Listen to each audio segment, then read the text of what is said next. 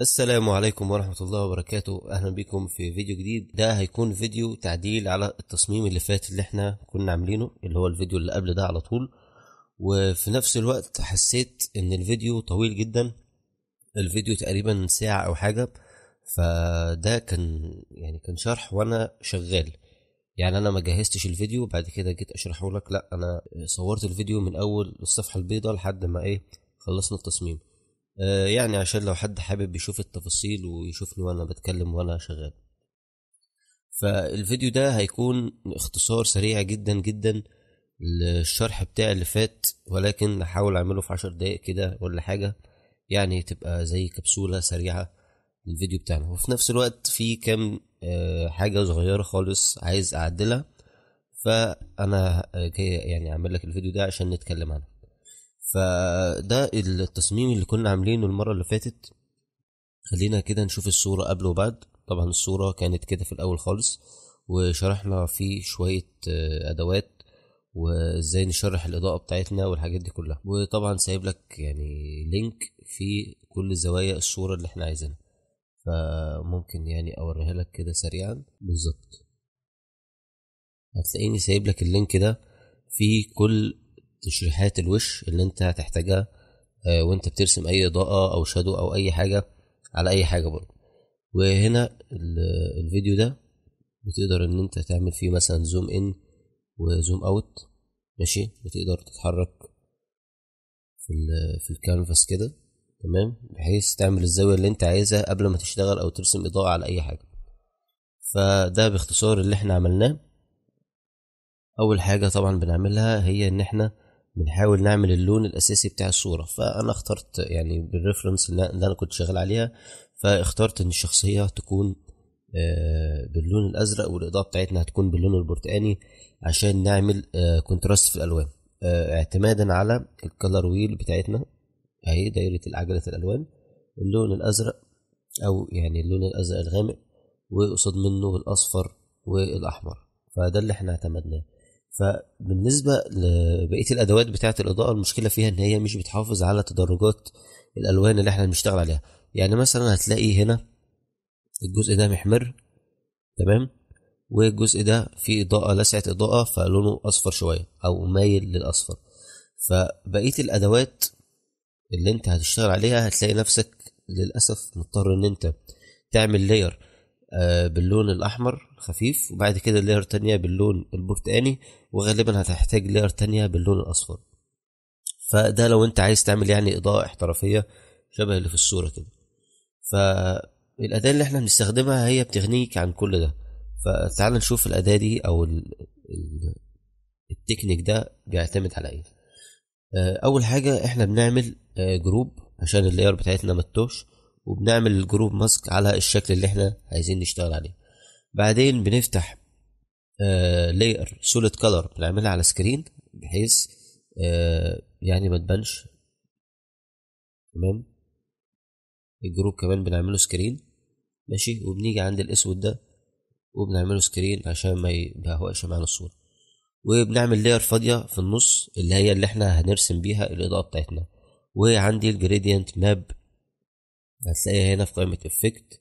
لو دوست عليها كده هتلاقيني بختار الألوان اللي أنا بشتغل عليها، طبعا مع مراعاة إن الجزء ده لازم يكون باللون الأسود. خلينا كده نشوف لو أنا ما عملتهاش أسود هيبقى شكلها عامل ازاي. خلينا نفتح حاجة كنا شغالين عليها، وجيت هنا أغير دي للون أحمر مثلا، فهتلاقي الصورة ضربت. فلما تعملها على الأسود هتلاقي الصورة رجعت للونها الطبيعي. تمام، خلينا كده اللون الأصفر ده مثلا عايزه يبقى فاتح أكتر، فممكن من الجزء ده أفتح كده هنا. طبعا هي مش باينة لأن أنا ما الألوان ما وصلتش بيها للون الفاتح أوي ده، بس لو مشيت كده هتلاقي إن الصورة ابتدت تتغير حسب التدرجات اللونية اللي أنا عملتها. تمام، فإحنا هنكنسل كل ده، نرجع للصورة الأصلية بتاعتنا. طبعا بيبقى فيه مشكلة للناس اللي بترسم إضاءات إن هي بتخلي الإضاءة لاسعة جدا، فعشان كده وأنا شغال ببقى عامل كده، مقلل خالص الأوباستي بتاعتي والفلو. تمام. وبشتغل على مهلي خالص. ممكن في الفلتر، في الكاميرا رو فلتر وانا شغال في الاخر ببتدي ازود اضاءات لو عايز. تمام. ولكن انت عشان تعمل اضاءة احترافية محتاج تكون هادي ومش متوتر وعلى مهلك خالص. ايه التعديل اللي كنا عايزين نعمله؟ التعديل هو اني وانا بغير اللون بتاع الصورة، تمام، خليت، كنت عامله كده، فالشخصية كان لونها مزرق قوي، مزرق قوي قوي يعني. ف لازم نراعي دايما في اي صورة بنعملها ان احنا نحافظ على لون البشرة الاساسي. فعشان كده بعد ما عملت اللون الازرق، يعني هي الصورة كانت كده،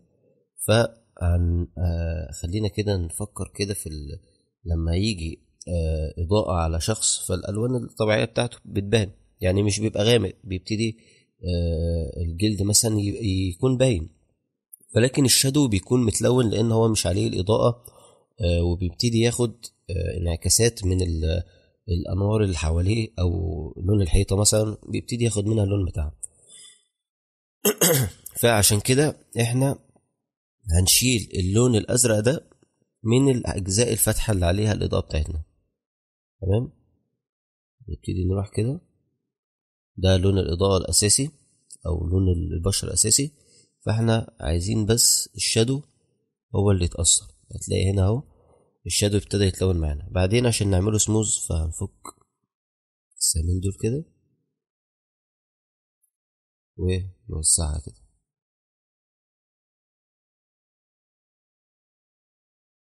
تمام. خلينا كده نشوف قبل وبعد، قبل وبعد كده، طبعا واقعية اكتر.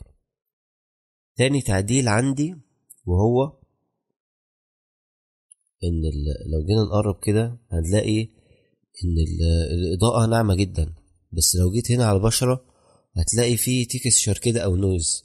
فانا مش عايز الكلام يبقى نفس يعني تبقى الاضاءة ناعمة جدا. يعني بص الاضاءة هنا خط ازاي، اكني عامل كده، كأني عامل كده، ده اللي انا عامله بالظبط. طبعا وانت واقف على اللاير اللي بنرسم عليها باللون الابيض وبنخفف الاوباستي والفلو. لو جينا نعلي كده وجينا نرسم كده زي ما انت شايف، واخده الجريدينت اللي احنا مختارينه من هنا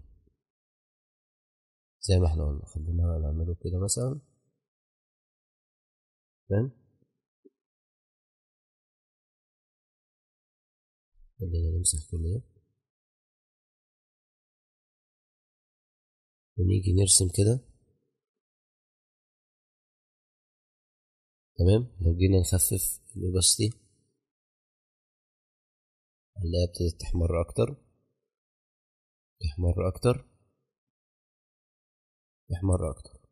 تمام. فده اللي احنا عايزينه. اول حاجه بنرسم باللون الاحمر، وكل ما نعيد على الصوره بتاعتنا او الجزء اللي احنا رسمنا فيه اللون بيبتدي يروح ناحيه الاصفر، يعني اهو من الاحمر للاصفر على حسب الاوباسيتي بتاعتك. تمام. يعني لو جينا عند الاحمر وابتديت الون كده، خلينا بس نعلي دي شويه، نعلي دي شويه. وانا كنت واقف على دقيقه غلط اهو. جيت الون كده، كل ما اتك اكتر كل ما الاقيها ابتدت تروح للون افتح اكتر. تمام.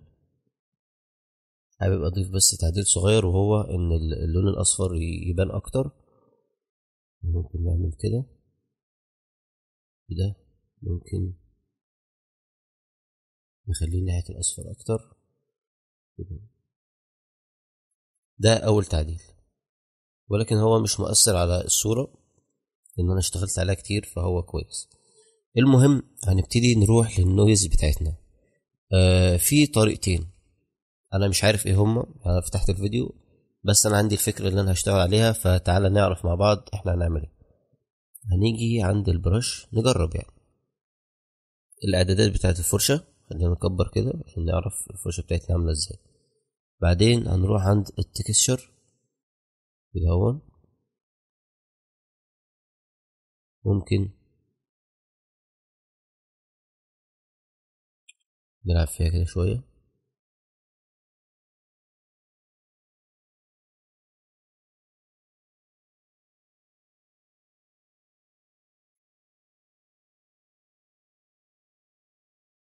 خلينا نجرب كده يعني حاجات مختلفة كده نجرب. فأنا غالبا مش هستخدم التكستشر، خليني استخدم حاجة تانية، وهي اني اشوف برش شكلها مختلف او منقطة. مش عارف اصلا اذا كان عندي ولا لا.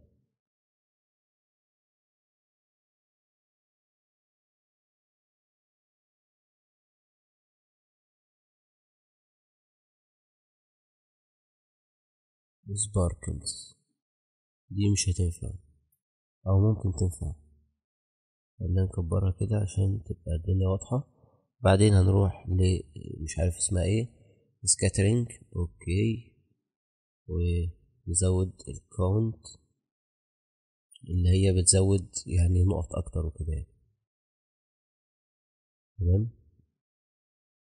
نزودها كده ونعمل كده. يعني احنا بنلعب لحد ما نوصل لحاجة.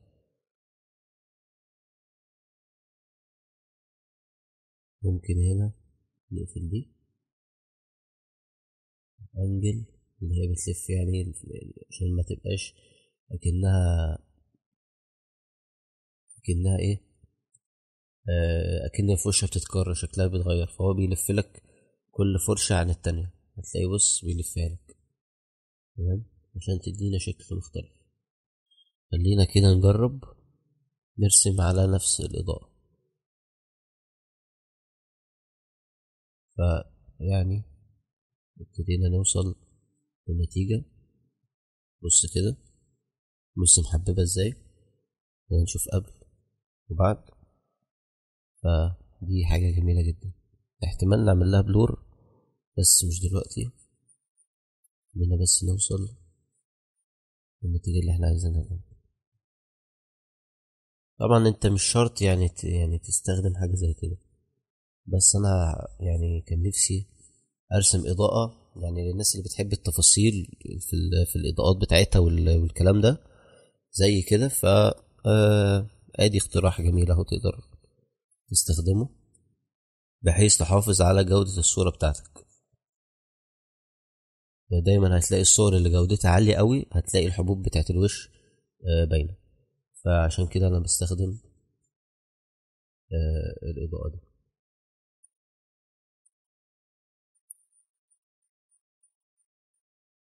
طبعا مش عارف، اكيد في حد هيسألني البراش دي اسمها ايه. ممكن تسميها، تكتبها ايه، بارتيكل. بص كده انا هكتبها لك هنا، بارتيكل براش. تمام، واي واحدة اختارها وهتلعب في الاعدادات زي ما انا عملت، وهتوصل يعني الفرشة زيها. تمام، ممكن نكبر هنا شوية. ممكن نعمل هنا برضه. طبعا هي دي مجرد اضافة تفاصيل ولكن مش تعديل على التصميم. تمام، نكبر هنا شوية.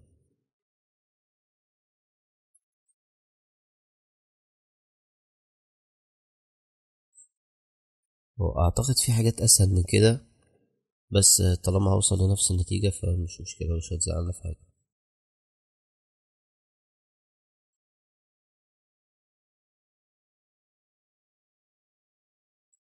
زي ما انت شايف كده الصورة فيها نويز وفيها تدرج لوني، أكنها ماشية مع البشرة بالظبط. ماشي. طبعا الحواف بتكون منورة جدا، وبتبتدي تاخد نويز كل ما بتبتدي تبعد عن مصدر الإضاءة. ماشي.